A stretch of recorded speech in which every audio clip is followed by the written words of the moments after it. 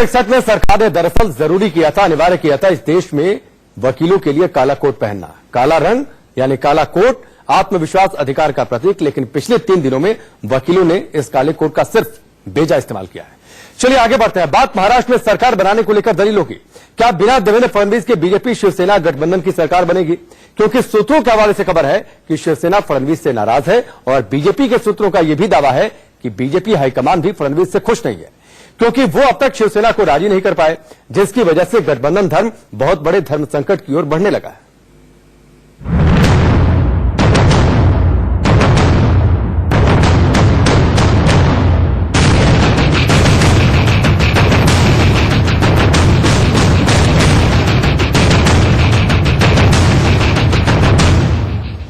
महाराष्ट्र में सत्ता के लिए शिवसेना का तीर निशाने पर लगेगा या बीजेपी के लिए सरकार का कमल खिलेगा?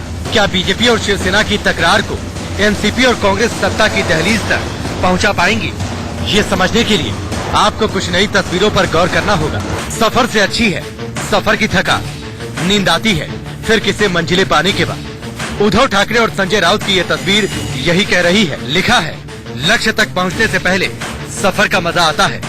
इस तस्वीर का मतलब समझने के लिए इन 4 तस्वीरों को जरा ध्यान से देखिए। 28 अक्टूबर को महाराष्ट्र के राज्यपाल से अंतरिम मुख्यमंत्री देवेंद्र फडणवीस ने मुलाकात की, कहा किसान हित में बात की। उसी दिन शिवसेना नेता आदित्य ठाकरे ने राज्यपाल से मीटिंग की, कहा किसानों के हित पर चर्चा हुई। इसके बाद 4 नवंबर की सुबह फडणवीस ने गृह मंत्री शाह से मुलाकात की, बताया किसानों के मुद्दे पर बात हुई। वहीं शाम को शिवसेना के नेता राज्यपाल से मिले, बयान दिया कि शिष्टाचार मुलाकात थी, लेकिन सरकार के मुद्दे पर जरूर बात हुई। बाद में शिवसेना ने नंबर गेम का पासा फेंक दिया। हम चाहते सरकार बने और किसी की भी सरकार बनने में शिवसेना रोड़ा नहीं डाल रही है। जिसके पास बहुमत है वो सरकार बनाएगा। शिवसेना के सूत्रों के हवाले से खबर है कि उन्हें फडणवीस मंजूर नहीं है, यानी अगर फडणवीस सीएम नहीं होंगे तो सरकार बनाने के लिए गठबंधन हो सकता है। शिवसेना के अब तक के संकेत भी यही इशारा कर रहे हैं। इसीलिए एनसीपी और कांग्रेस जो अब तक विपक्ष में बैठने का दावा कर रही है, एनसीपी के नेताओं का आत्मविश्वास भी बहुमत के आंकड़ों की तरह बयानों के जरिए सामने आ रहा है। महाराष्ट्र ये कर्नाटक नहीं, ऑपरेशन लोटस यहाँ हो नहीं सकता। जनता पार्टी के सहयोगी दलों के साथ 105 की संख्या है। 25 से 30 विधायक भी उनके अपने नहीं है। पार्टियां छोड़ के लोग वहां गए थे। बहुत सारे लोग पाला बदलना चाहते हैं। तोड़फोड़ का खेल शुरू होगा तो भारतीय जनता पार्टी खाली हो जाएगी। ये बीजेपी को समझना पड़ेगा। महाराष्ट्र में सत्ता की रेस के लिए हर दल की ओर से मुलाकातों का दौर जारी है। अब पवार एक बार फिर पावर गेम के सबसे बड़े मैन ऑफ द मैच की भूमिका में नजर आने लगे हैं। हालांकि बीजेपी, एनसीपी और कांग्रेस की कोशिशों को पूरी तरह आधारहीन मान रही है। बीजेपी और शिवसेना को जनता ने जनादेश दिया है। अब कुछ लोग बेगानी शादी में अब्दुल्ला दीवाने वाली स्थिति में। एनसीपी ने महाराष्ट्र में ऑपरेशन लोटस यानी कमल की सरकार को रोकने के लिए सारे दांव आजमाने शुरू कर दिए।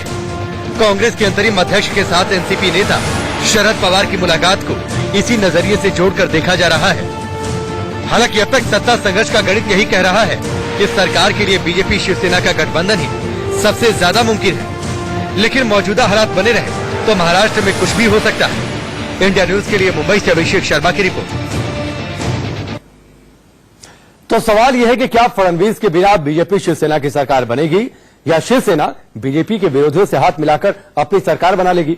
क्योंकि शिवसेना ना तो खुलकर बीजेपी के साथ आने का इशारा कर रही है और ना ही एनसीपी कांग्रेस से हाथ मिलाने की कोशिश में है। तो वहीं एनसीपी कांग्रेस ने भी अपने सारे पत्ते अभी नहीं खोले।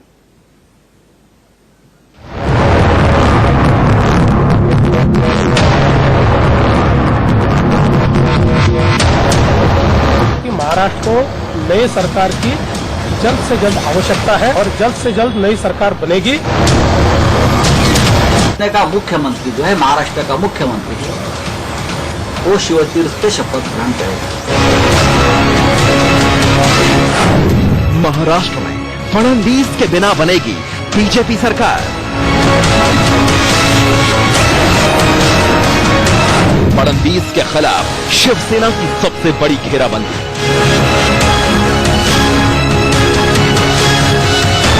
पहली बार शिवसेना के साथ सरकार बनाएगी कांग्रेस।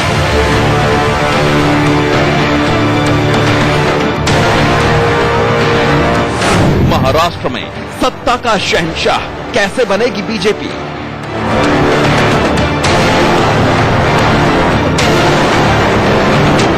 महाराष्ट्र में ऑपरेशन लोटस पर घमासान।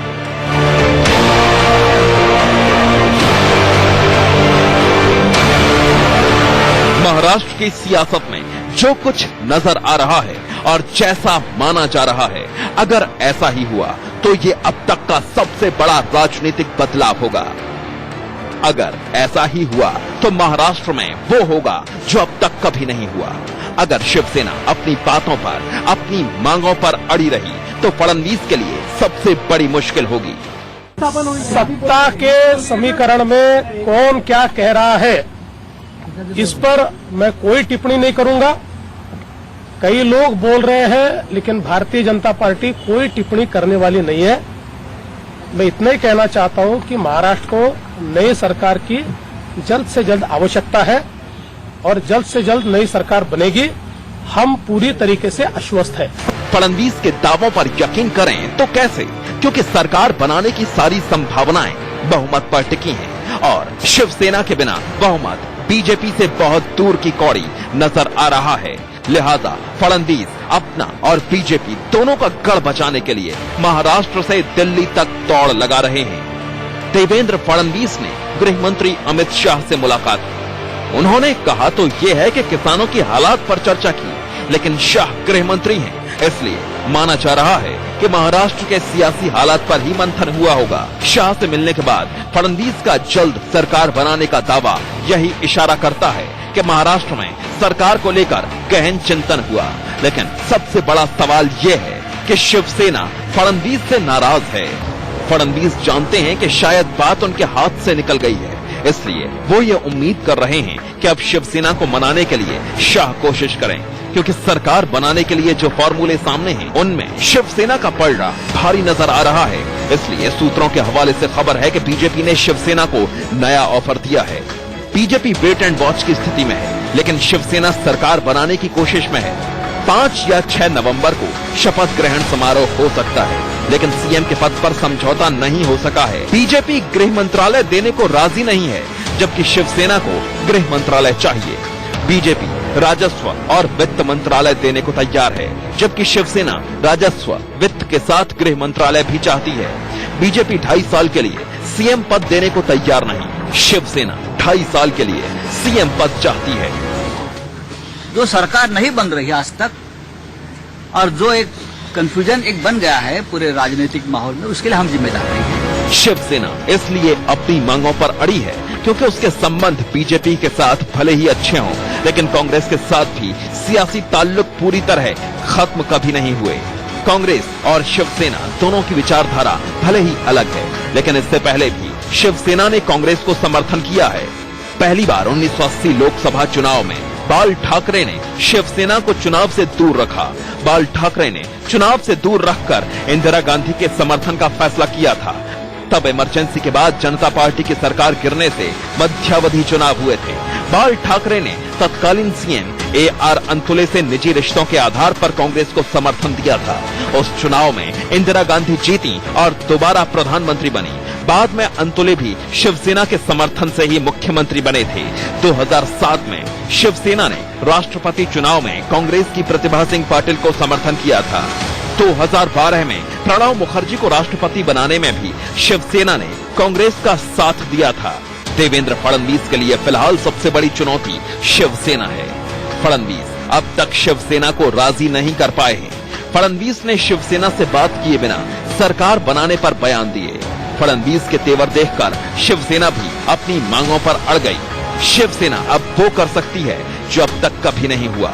एनसीपी कांग्रेस के समर्थन से शिवसेना सरकार बना सकती है। पिछले 12 दिनों से दोनों पार्टी के बीच में जिस तरह से खींचातान चल रही है और भारतीय जनता पार्टी ये कह रही है कि महाराष्ट्र में राष्ट्रपति शासन लगाएंगे, तो राष्ट्रपति शासन न लगे हमारा प्रयास रहेगा। अगर सरकार नहीं बनती है तो कोई ऑल्टरनेट प्रोवाइड करना ये निश्चित रूप से हमारी जिम्मेदारी है। अब फडणवीस के सामने 2 रास्ते हैं, या तो वो खुद अपनी ओर से पहल करें और शिवसेना की मांगों को सम्मान देते हुए सीएम पद को लेकर उन्हें मना लें, या 2.5 साल के लिए सीएम पद की कुर्बानी दे दें। पहली गेंद फडणवीस के पास है और दूसरी एनसीपी के। फडणवीस गेम बना सकते हैं और एनसीपी महाराष्ट्र की सियासत का पूरा गेम पलट सकती है। इंडिया न्यूज के लिए मुंबई से अभिषेक शर्मा की रिपोर्ट।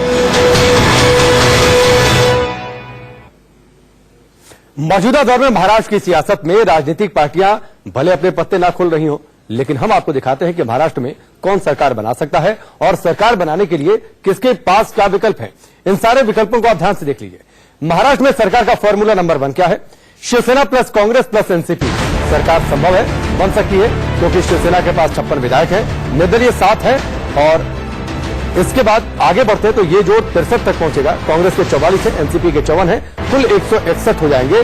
नतीजा बहुमत मिल जाएगा, यानी जो बहुमत का आंकड़ा 145 से इससे भी 16 ज्यादा। अब महाराष्ट्र में सरकार का फॉर्मूला नंबर 2 क्या है वो भी जान लीजिए।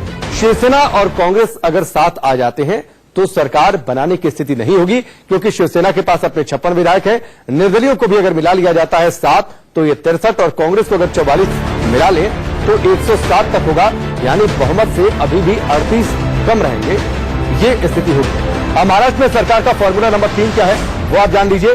बीजेपी माइनस अगर कर देते हैं शिवसेना तो सरकार नहीं होगी, क्योंकि बीजेपी के पास अपने विधायक है 105, निर्दलीयों को अगर मिला लिया जाए 10 तो कुल आंकड़ा पहुंचेगा 115 तक। बहुमत के लिए 145 चाहिए, यानी बहुमत से 30 कम। अब महाराष्ट्र में सरकार का फॉर्मूला नंबर 4 क्या है? बीजेपी और शिवसेना साथ आ जाए, जाहिर सी बात है सरकार संभव है, क्योंकि बीजेपी के पास अपने 105 है, निर्दलीय भी आ जाते हैं 10 हो जाएंगे, 115, शिवसेना के पास 56 है, निर्दलीय 7 मिला लिया जाए 63, कुल 178, यानी बहुमत से 33 ज्यादा, और ये सबसे स्टेबल गवर्नमेंट होगी महाराष्ट्र के लिए। अब दरअसल इन सारी परिस्थितियों के बीच में आपके लिए यह जानना भी जरूरी है कि महाराष्ट्र में कौन किन हालात में सरकार बना पाएगा। तो ये भी आप ग्राफिक्स के जरिए समझिए। शिवसेना 2.5 साल का सीएम पद चाहती है, बीजेपी 2.5 साल का सीएम पद उसे मंजूर नहीं है। नतीजा ये है कि बीजेपी शिवसेना की सरकार फिलहाल मुश्किल में दिख रही है। दूसरी सूरत यह है कि शिवसेना कांग्रेस और एनसीपी से समर्थन ले सकती है। कांग्रेस एनसीपी शिवसेना को बाहर से समर्थन दे, ये आखिरी विकल्प हो सकता है। नतीजा ये निकलेगा शिवसेना की सरकार बनेगी, लेकिन अल्पमत की सरकार हो सकती है। महाराष्ट्र में सरकार को लेकर एक और सच्चाई है, वो तस्वीर भी आपके सामने रखते हैं। कांग्रेस एनसीपी शिवसेना के समर्थन से गठबंधन सरकार बनाए, शिवसेना यहां भी सीएम पद के लिए अड़ सकती है। नतीजा ये निकलेगा कि शिवसेना को समर्थन के लिए मनाना आसान नहीं होगा। इन परिस्थितियों में महाराष्ट्र में सरकार बनाने की एक और सूरत सामने आ सकती है। बीजेपी कांग्रेस एनसीपी से समर्थन नहीं लेगी। नतीजा ये होगा कि मौजूदा हालात में सरकार बनना मुश्किल हो जाएगा, यानी आगे क्या हो सकता है उसका अंदाजा आप लगा सकते हैं। इसके अलावा एक परिस्थिति और ये हो सकती है कि शिवसेना कांग्रेस एनसीपी से समर्थन ले सकती है। नतीजा मौजूदा हालात में सरकार मुमकिन है, जो पहले हमने आपको फॉर्मूले में बताया था। कांग्रेस एनसीपी बीजेपी को समर्थन नहीं करेंगे, ये तो तय है। नतीजा ये निकलेगा कि मौजूदा हालात में सरकार बनाना मुश्किल हो सकता है। इसके अलावा एक और विकल्प यह है कि कांग्रेस एनसीपी शिवसेना को 2.5 साल सीएम पर बना सकती है। ऐसे हालात में भी सरकार बनाना मुमकिन होगा, क्योंकि शिवसेना दरअसल चाहती है कि 2.5 साल सीएम पर मिल जाए उसे। आपको यह भी बता देते हैं कि महाराष्ट्र में सत्ता की रेस में कौन आगे है। बीजेपी सरकार के लिए सबसे पहला आमंत्रण पाने का हक है, क्योंकि सबसे बड़ी पार्टी है। चुनावी नतीजों के बाद शिवसेना बीजेपी के बाद सरकार बनाने का आमंत्रण उसे भी मिल सकता है। कांग्रेस एनसीपी सबसे बाद में सरकार बनाने का आमंत्रण मिलेगा, क्योंकि उनका जो गठबंधन विपक्ष का था उसे जनता ने नकारा। जो नतीजा है उनको बहुमत नहीं दिया।